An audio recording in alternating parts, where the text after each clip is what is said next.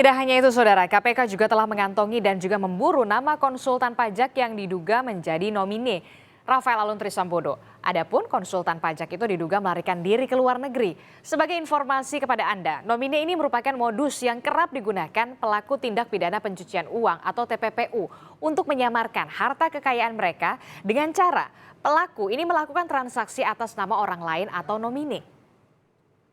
Dan yang mengejutkan lagi, Pusat Pelaporan dan Analisis Transaksi Keuangan atau PPATK juga memblokir ada 40 rekening milik Rafael Aluntri Sambodo yang mutasi rekeningnya hingga 500 miliar rupiah, Saudara.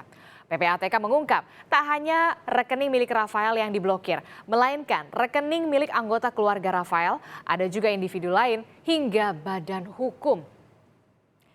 Nah, kami juga mencoba menelusuri harta kekayaan Rafael dari tahun ke tahun. Dan yang membuat publik mengucap, wow, setidaknya dalam 10 tahun terakhir, harta Rafael ini naik secara drastis hingga 35,7 miliar rupiah.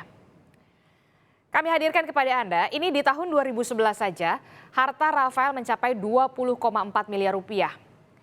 Dan yang terbaru, di tahun 2021, hartanya ini naik secara drastis menjadi 56,1 miliar rupiah. Sangat signifikan, Saudara.